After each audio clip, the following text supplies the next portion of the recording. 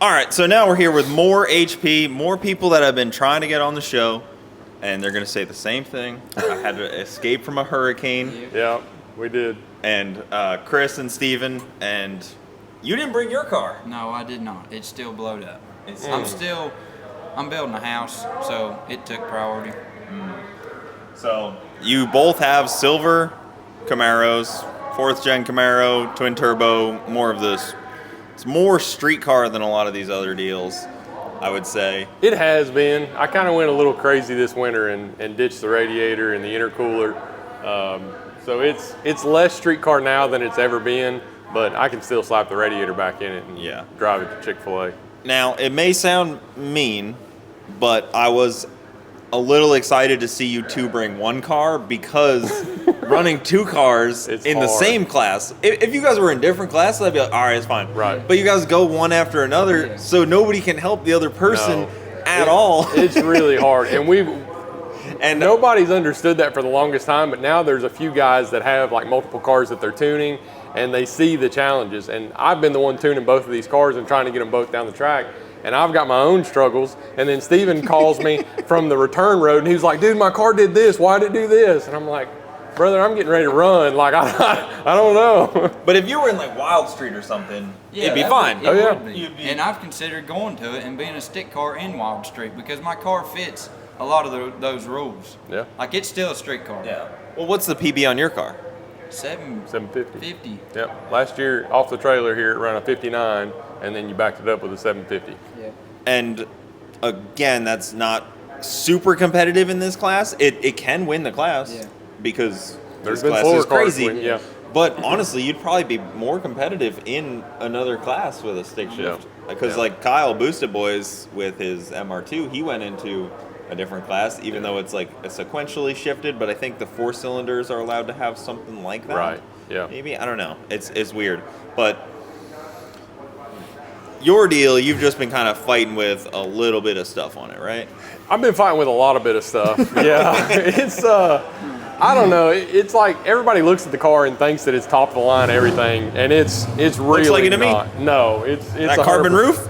That carbon roof's nice, yeah, and maybe that's what's given the perception that it's a nice car, but it is not nice. Like, we've been fighting the rear end for a good while, and it's a stamped steel 9-inch, and it's F-body width, and I don't think you can get a wider rear end than an F-body rear end. So it hasn't been back braced. Like, it's just time for a better rear end, and I think we've been flexing on it, and I don't know. It's just Chris's downfall is he likes to use things I like cheap past things. the point of what they're supposed to be used for. Yeah. I do that too, though. And you guys are fabricators by trade, it's right? Yeah. So you can make things work that the average Mr. LT himself. Yeah, that's the stick shift fits. We didn't do that to his podcast. We could have, and we were nice, and we kept it shut off over here. At least he's not like the Honda guys. Maybe he'll just do it once and be done. He's done. They do it like 80 times to make sure they got it dialed in. It's rough. I think he just decided to clear the water off the tent. Yeah. It did sound nice though. It did. I can't. So you guys also have a silver Corvette, right? We do, yeah. So that's his dad's Corvette. It's a 63 split window Corvette. We finally so he's raced automatic cars his whole life. And we finally convinced him to put a stick shift in it. Why would you do that to him? I know. He loves it. He does. He really loves it. It was hard to convince him, but now that he does it, he really likes it. He said it is 10 times more fun. Yeah. So, And it's a race car too. Like it is. Yeah, like it didn't start life as a Corvette. It started life as a tube chassis car, and it's beautiful. I mean, I think we would say that because it's ours, but it is a beautiful race car. And somehow it matches the silver and black scheme that you guys have, which is I don't know how it all worked out like that, but it seemed to match. It works. It works. Yeah. Where are you sitting in qualifying right now? I got it. Dead last. I'm currently setting dead last. Second to last. Oh, second to last. Yeah, no, you're second to last. You're number 22 out of 23. I did. I had to pull over at the finish line so that I got a full pass in, but it was on a pass. It was doing really good until that 2-3 gear change and the input shaft said that it was done. Ugh. So last night we pulled the transmission out and put another one in, and I think we're ready to go for round 2 of qualifying. And Thomas actually,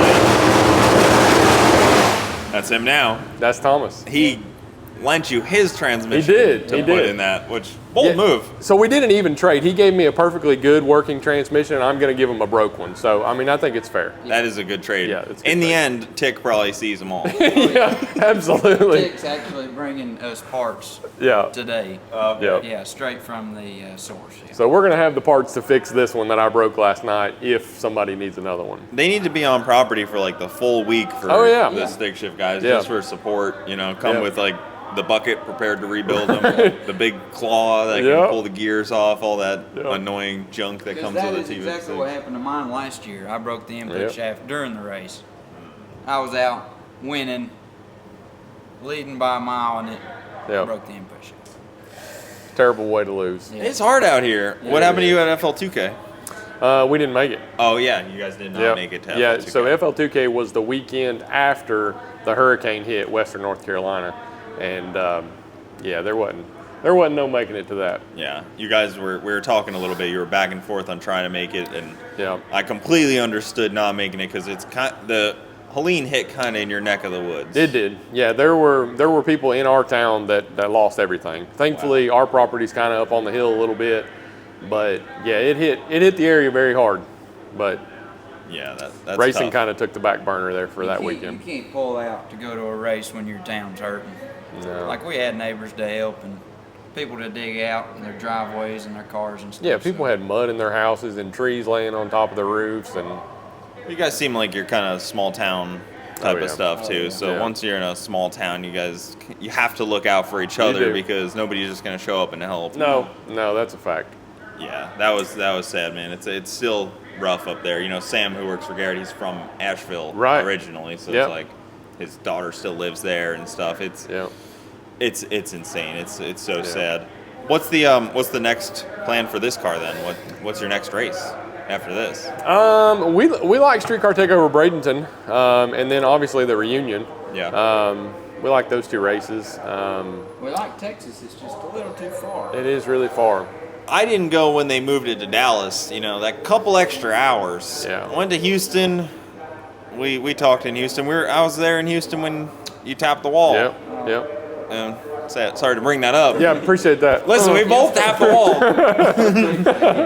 I tapped the wall just a little slower. Yeah. What happened there? You were chutes out, and then the chutes pulled you? Yeah, when I threw the chute, it pulled the back tires off the ground. So I was on the brakes, and you can look at the data log, and I've got the drive shaft speed, so the rear wheel speed went from like 190 mile an hour down to 60 mile an hour. So I was dragging the brakes, and when the rear tires came off the ground, it really stopped them.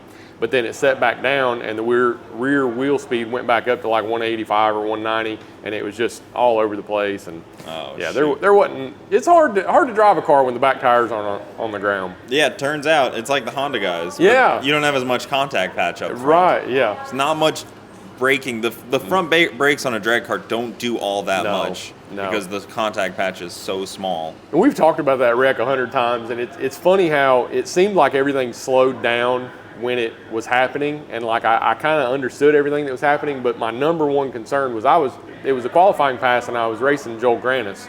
I knew he was coming, and so my major concern was getting over into his lane and getting T-boned. So the other option was just to hit the wall on the left side, and I chose that route. Well, Chris is always out on front on Joel Granis. He's never been beat by Joel Granis. That's a fact. Undefeated. Somehow Joel's like a half a second faster than me, but he's never made it to the end of the track first. Well, in qualifying, he does things sometimes where when they're trying to get the car dialed in, they'll just let the other car go, and then they'll... Right, yeah. But then... He wasn't doing it that time. He was trying to race that time. I didn't mean like that. I meant like, you know, sometimes they're struggling with the two-step or something like that, and then the other car goes, and then they... But then you have this car that's coming up at 200 miles an hour, and you're over here trying to gather it back up, and you're like, shit. I was sitting in the car like this the whole time, just knowing that I was about to get hit. Yeah. Thankfully, I didn't. It's going to be an interesting class because still so far a lot of people haven't had good passes in this after Q1, and now, you know, we're already at, what are we, 11:30 on Friday, and we still haven't even gotten like 20% through Q2. It's going to be a long time before we get to Q2. Yeah. And you guys are at the end. And we're supposed to get 2 rounds of qualifying today, and they're very optimistic about that, but I don't see that happening. I'll be the guy that break it to you. You're probably not getting it. Yeah. And it stinks too because Stick is a 32 car class, and Saturday night we lose our qualifier because that's the first round of the race. So what was originally scheduled as 5 got shortened to 4 rounds, but now it's really looking like we might get 3. I'm actually very glad that they did that though, as like a spectator, because they gotta start early. Yeah, absolutely. They just have to. Well, the time changes too.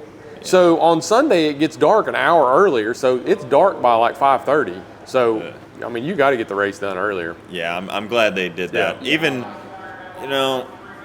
take away the qualifier for maybe take away another one for X front wheel drive. And then go into an 8-car field on. Yeah, there you go. On Sunday, the classes that break all the time should have less qualifiers. Yeah, exactly. And you guys actually won FL2K. I broke my gas pedal. You guys welded her back up for me. Yeah. I was sitting there on the 2-step. Got on the 2-step, and then the gas pedal just goes limp on me. Do you have a stock FBody gas pedal? I do. They're not that strong. No, they're not. They're like the littlest bit of weld on that thing. Yep. Still holding up. I never actually fixed it from when you welded it. Yep. Nice. Well, there's, what is that, FFP that makes those pedals? Yeah. And it's like a bolt. I think they have it for Mustangs where it's a bolt-in. I don't think they've made it for an F-body yet. I don't think so. My firewall there has got a lot of hammer marks in it also. So, it doesn't exactly... Yeah. If it was a bolt-in kit, it probably wouldn't sit flush at all. Yeah. You might just have an extremely strong right leg. You never know. I know. I mean, all my automatic driving, my left leg's just gone completely useless on me here. You see me walking and I'm kind of just limping. What do you do with your left leg when you race? It just sits over there? Yeah, I'm kind of stretching. Doing aerobics.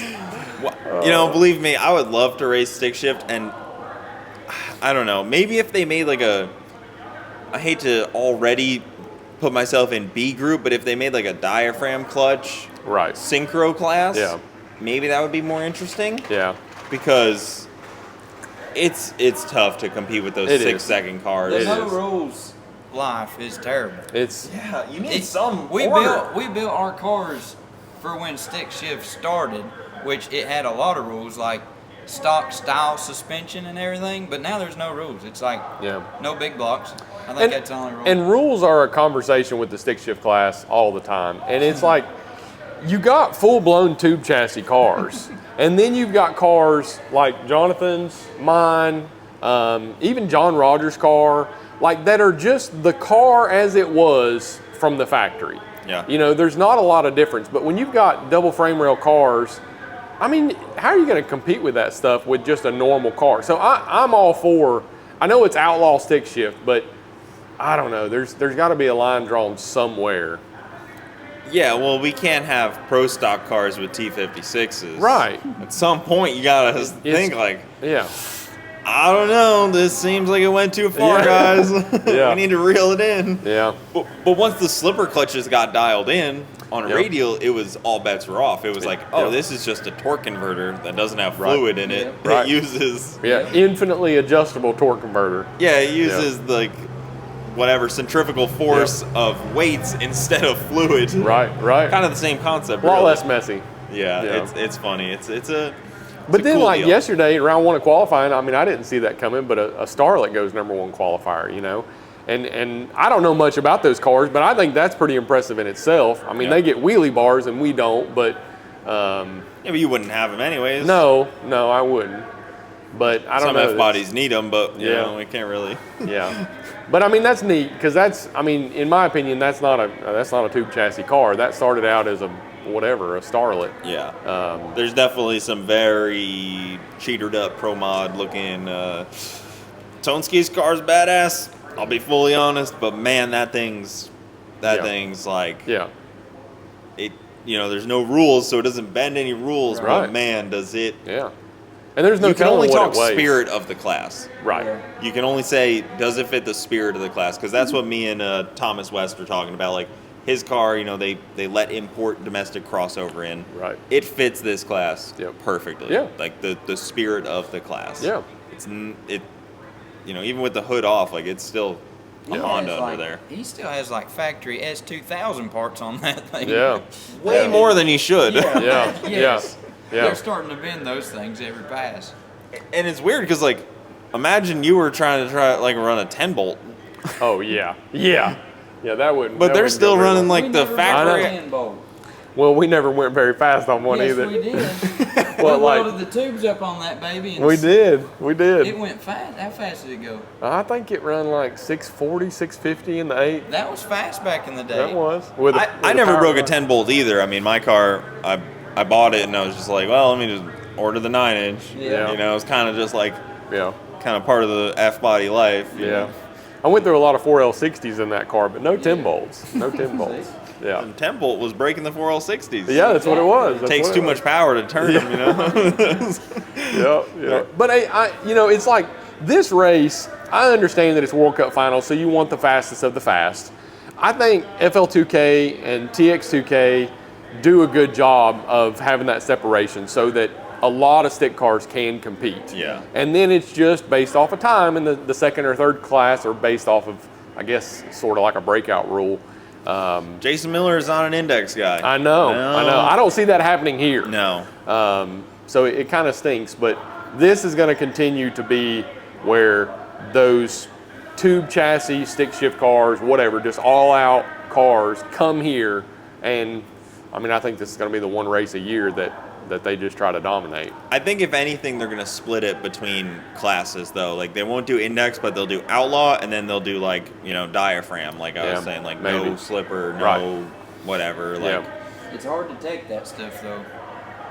It's hard to take someone using the clutch or not. Yeah. I mean, they were trying to make people pull their Turbo 400s to see lockup.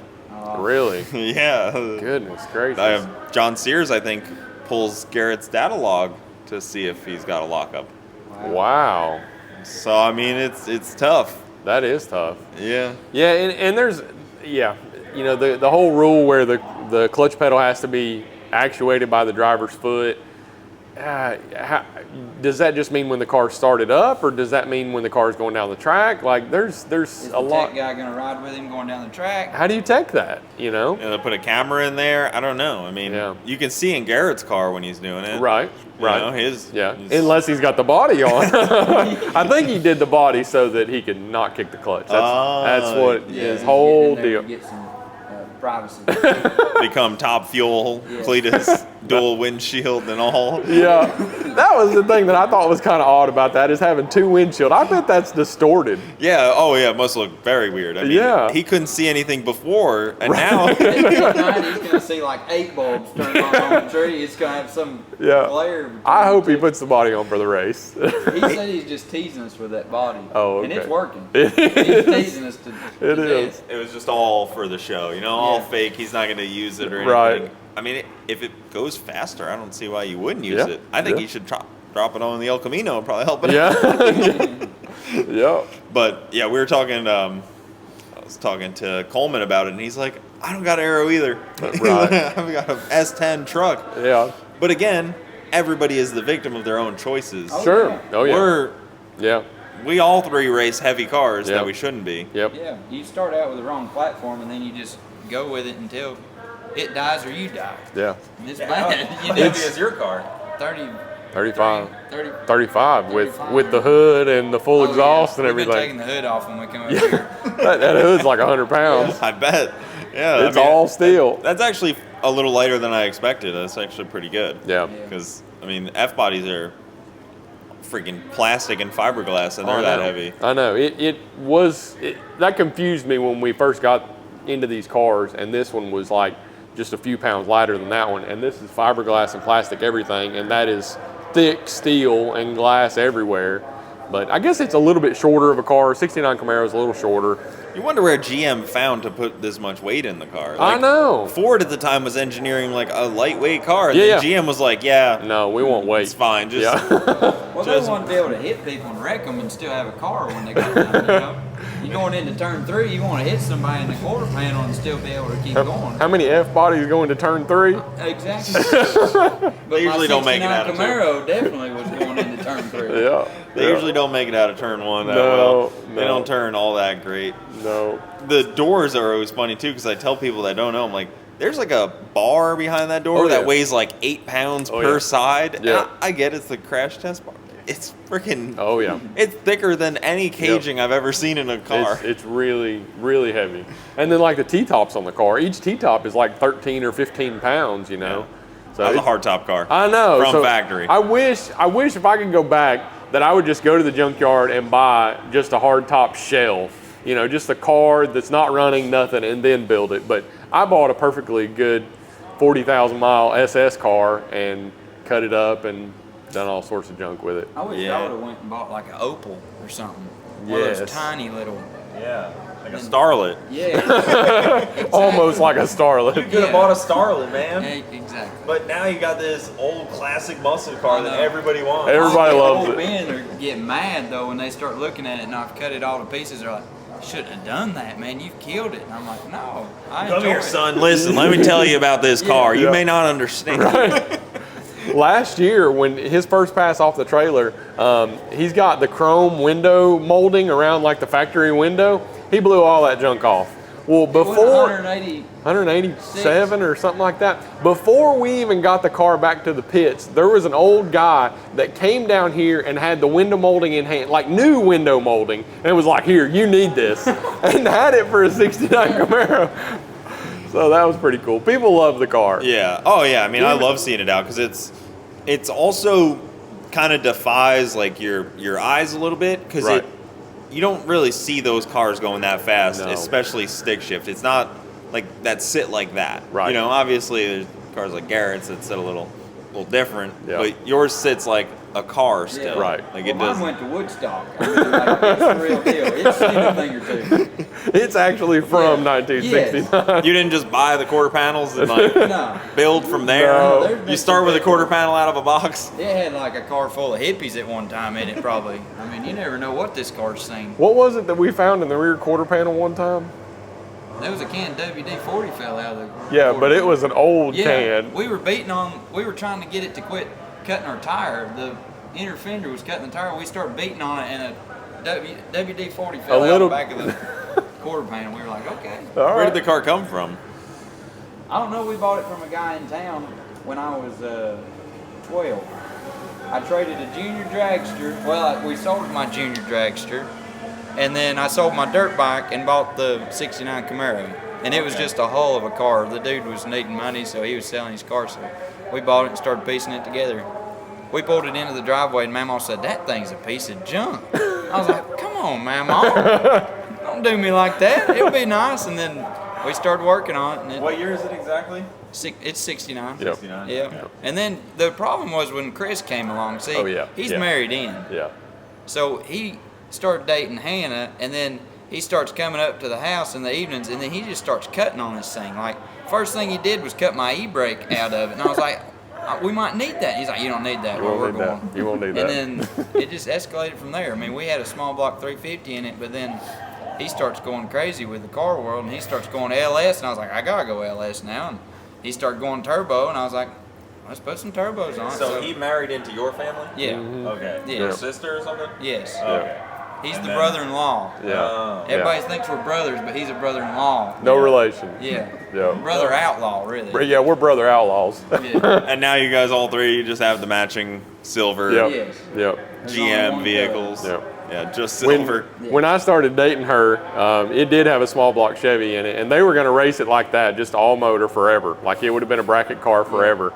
And then I got a red Camaro F-body and raced it for a little while, and then put some nitrous on it. And Steven was like, well, you know, maybe my car would do good with nitrous. So we put nitrous on a motor that had no business having nitrous on it, and it lived for a couple months. Yeah, I blew it up in Bristol on the return road at 11 o'clock at night. We were spending the night there, sort of like a deal like this, except it was bracket racing. And I was like, Chris, this thing's making a funny noise. Let's go up the return road. And I turned the bottle on and went up the return road and blew it up. And then I coasted all the way back to the pits. And the next morning, the track officials show up and they just follow that oil trail all the way to our pits. And they were like, what were you guys doing? We was like, I don't know. We're done. I'm sorry. We should have parked the car somewhere and walked back. Yeah, parked in somebody else's pits. Yeah. Just follow the snail trail all the way back. Yeah, they did. Well, we woke up the next morning, the officials were there like, who could have done this? somebody blew my car up. I don't know. I think I hit a pothole or something. Yeah. You gotta check the track. Yeah. That thing was running good right before it let go. Yeah, they always run the best right before they let go. I can't believe they're racing already. It was just raining. There we go. First pass in about an hour or so. All right. Well, guys, we're gonna get to the next person. Where can they find you guys at? Where can they follow the cars at? What can they? So MooreHP on YouTube, Facebook, Instagram. Just give us a follow. Yeah, there's a lot of cool stuff. The cars are all over the place. They're one of the staple stick shift cars, I would say, because when you think fast stick shift class, there it appears. We try to hang with that group. we try to keep our name in that hat. I feel like in the past few years we've become irrelevant, but everybody's getting really fast. We're just trying to keep up.